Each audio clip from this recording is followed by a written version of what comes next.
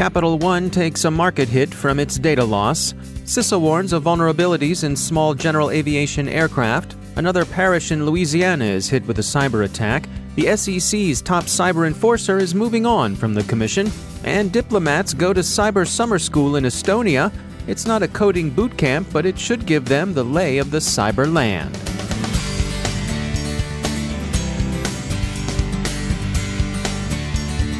Now I'd like to share some words about our sponsor, Akamai. You're familiar with cloud security, but what about security at the edge?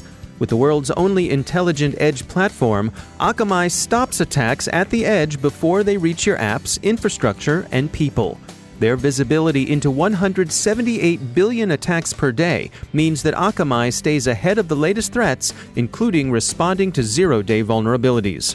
With 24/7, 365 Security Operations Center support around the globe and over 300 security experts in-house, Akamai surrounds and protects your users wherever they are, at the core, in the cloud, or at the edge. If you're going to Black Hat USA this year, visit Akamai at booth 1522 to take part in their Crack the Code Challenge. Akamai, intelligent security starts at the edge. Learn more at Akamai, that's akamai.com/security. And we thank Akamai for sponsoring our show.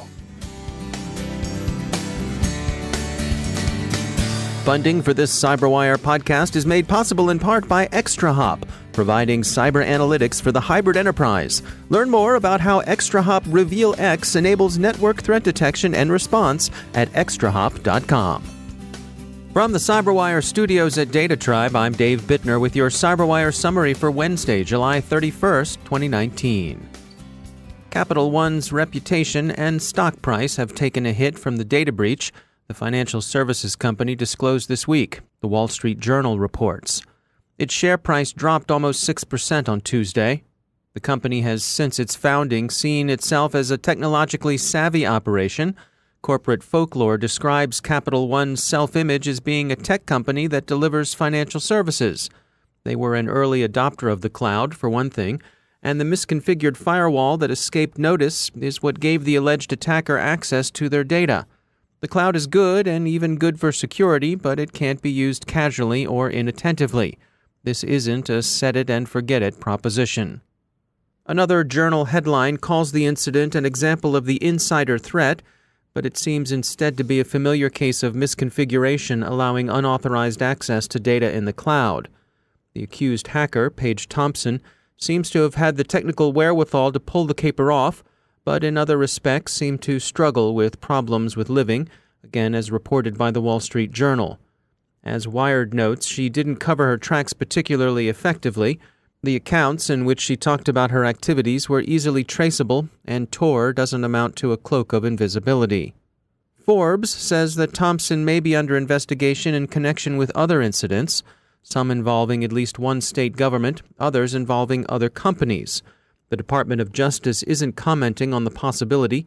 Forbes bases its conclusion on things people have observed in accounts that may be associated with Thompson.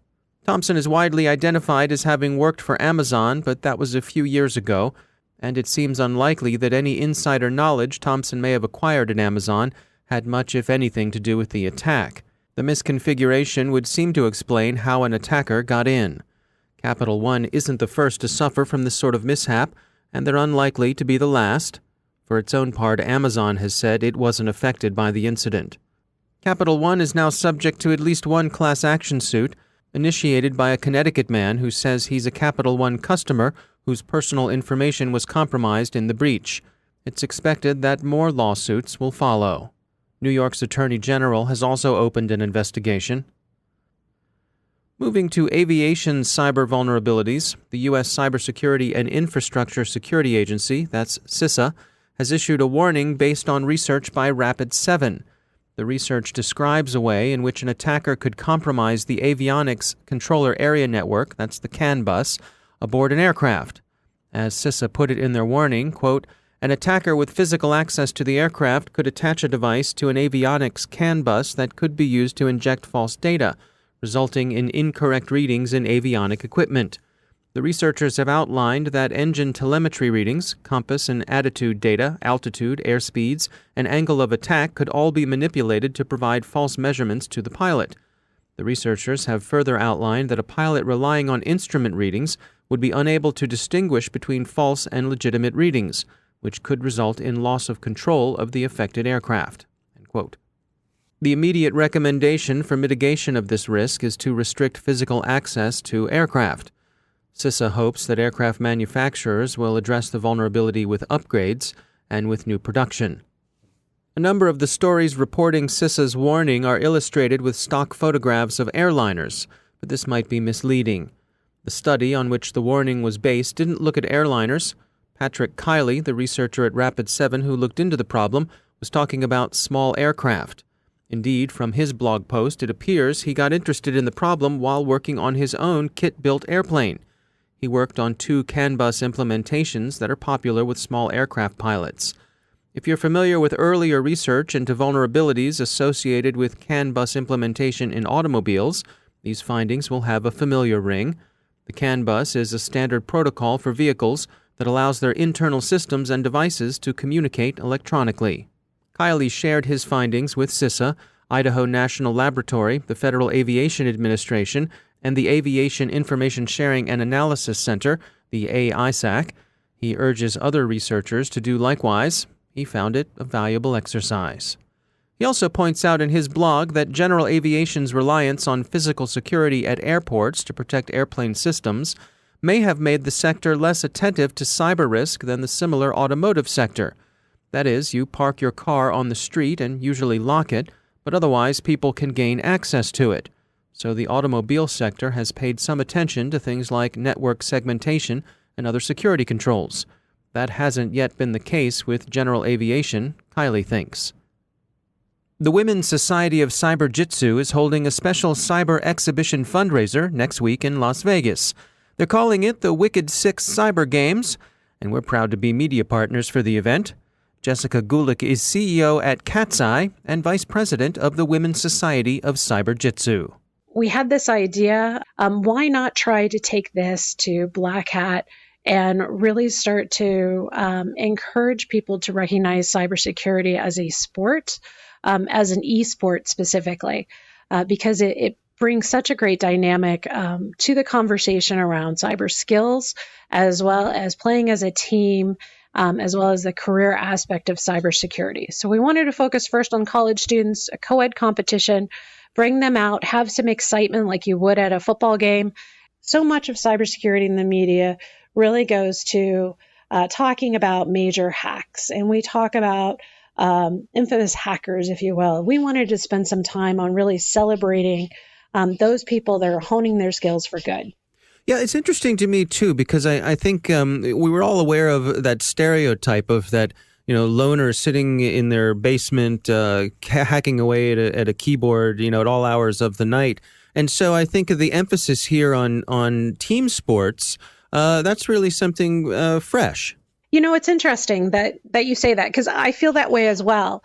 In reality, and reality has a vote, in reality, when you're running a cyber team, it's a team, right? You're not doing cyber defense and it's one individual working from home. They are usually working together. And whether it's a penetration test, an adversary emulation, or any kind of defensive tactic, real cybersecurity happens in teams. They happen in operation centers 24/7. And so it's important to have that team dynamic. And that to me is always fun, right? I remember the first time that I went on a penetration test exercise, if you will. We had it at a client. I was the project manager. I was expecting everybody to open up their laptops and just start attacking the network. It's not what happened. What I found was it was a heist. They planned it out, and they were very careful on what steps they took when they took it. There was a lot of communication. There was this best athlete where they would literally rotate chairs. Okay, your turn. Looks like I got through. Next, your turn. And there was this team dynamic that really excited me. And that's really what got me started in wanting to be supportive of cyber competitions like this. And I think that part of the story is not being told out there. And if more people heard about it, more people would be interested in playing or having this as a career. Can you give us some insights into the actual formation of the teams themselves? Did some of the teams come to you pre-formed, or have you been putting folks together yourselves, or a mix of both? So for this first year, what we wanted to do was focus on college teams because many of the colleges already have a team identified. We wanted to provide a format so that they could create a team if they didn't have it. For example, community colleges might not typically play in this arena, and we still wanted to allow for that kind of opportunity. So we put out parameters. We did a lot of scouting, if you will, reaching out to college teams we knew already existed, either through individuals that we know or online through social media. And we had 21 collegiate teams come together.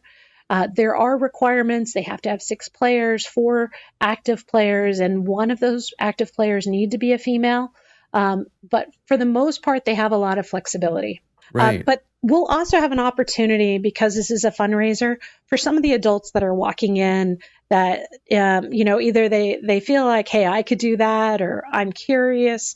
They'll have the opportunity to donate and put their fingers on a keyboard and try out a mission or two themselves. So can you give us a little background information on the Women's Society of Cyber Jitsu? So the Women's Society of Cyber Jitsu was started in 2012. And our mission really is to advance women into cyber careers.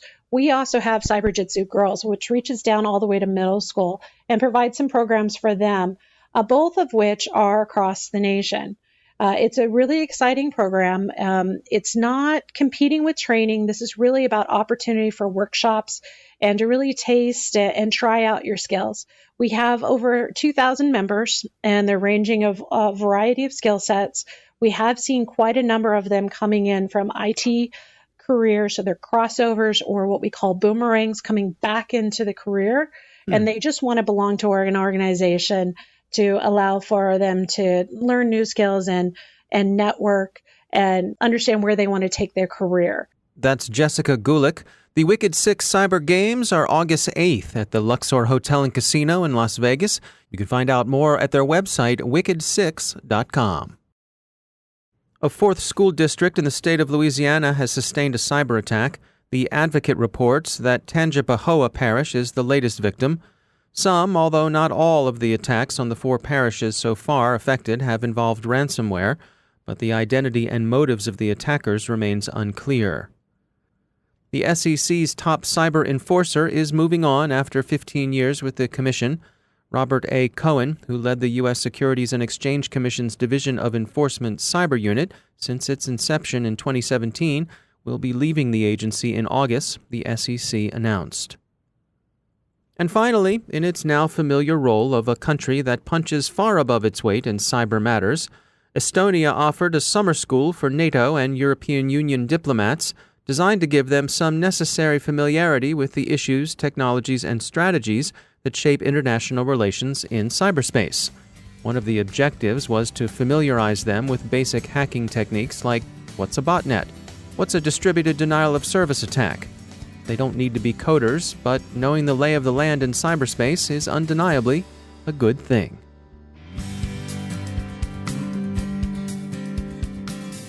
And now a message from our sponsor, Observe It. Great party, huh? Yeah, great party. Could you excuse me for just a moment? Hey, you! What are you doing? What? Oh no. Looks like another insider got into our systems when we weren't looking. I am going to be in so much trouble with the boss. Did someone say trouble? I bet I can help. Who are you? To catch insider threats, you need complete visibility into risky user activity. Here, I'll show you how Observe It works. Wow! Now I can see what happened before, during, and after the incident. And I'll be able to investigate in minutes. It used to take me days to do this. Exactly. Now, if you'll excuse me, I think there's a cocktail over there with my name on it. But wait, what's your name? Oh well, thanks, Observe It, and whoever she is. Observe It enables security teams to detect risky user activity, investigate incidents in minutes, and effectively respond. Get your free trial at observeit.com/cyberwire.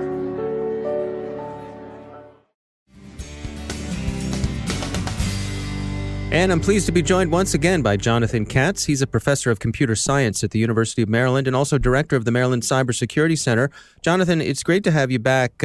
We had an article come by from Scientific American, and this was titled, "The Quantum Internet is Emerging, One Experiment at a Time." We've got some progress being made here when it comes to quantum things in the digital world. I think that there's some early progress here. There are certainly people talking about making progress.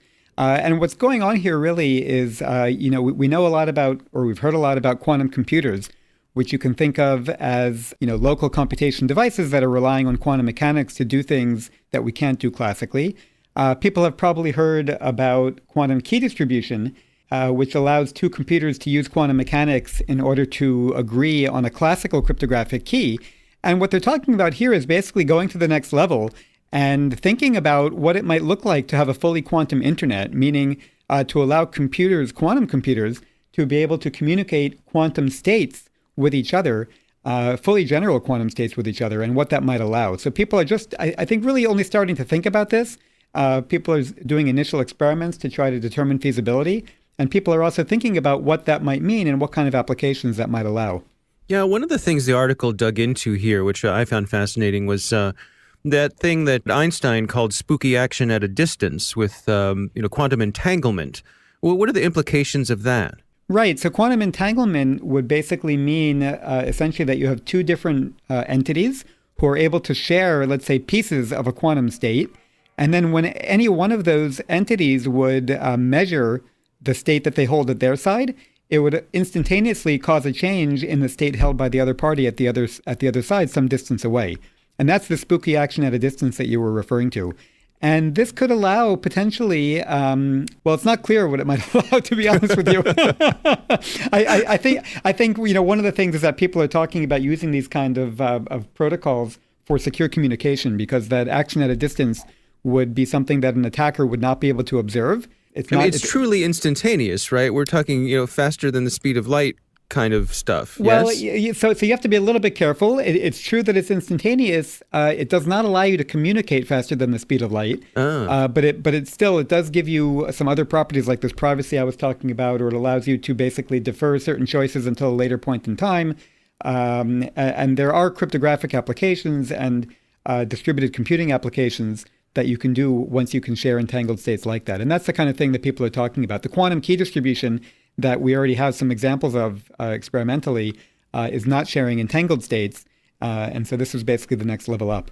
And any sense for what we're talking about in terms of a timeline? Is this the sort of thing that's decades away or sooner than that? Well, it's likely to remain 5 years away for the next decade.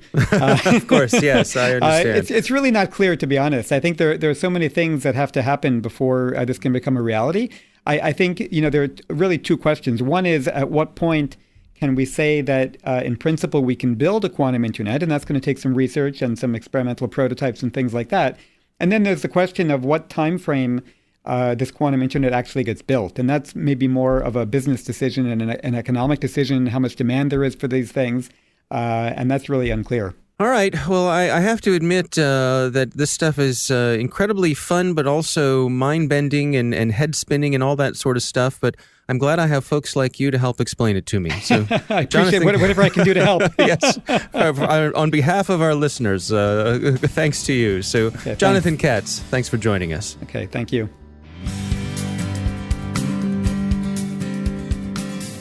And that's the CyberWire. Thanks to all of our sponsors for making the CyberWire possible, especially our supporting sponsor, Observit, the leading insider threat management platform. Learn more at observit.com. The CyberWire podcast is proudly produced in Maryland out of the startup studios of Data Tribe, where they're co-building the next generation of cybersecurity teams and technology. Our amazing CyberWire team is Stefan Vaziri, Tamika Smith, Kelsey Bond, Tim Nodar, Joe Kerrigan, Carol Terrio, Nick Valecki, Bennett Moe, Chris Russell, John Petrick, Jennifer Iben, Peter Kilpie, and I'm Dave Bittner. Thanks for listening. We'll see you tomorrow.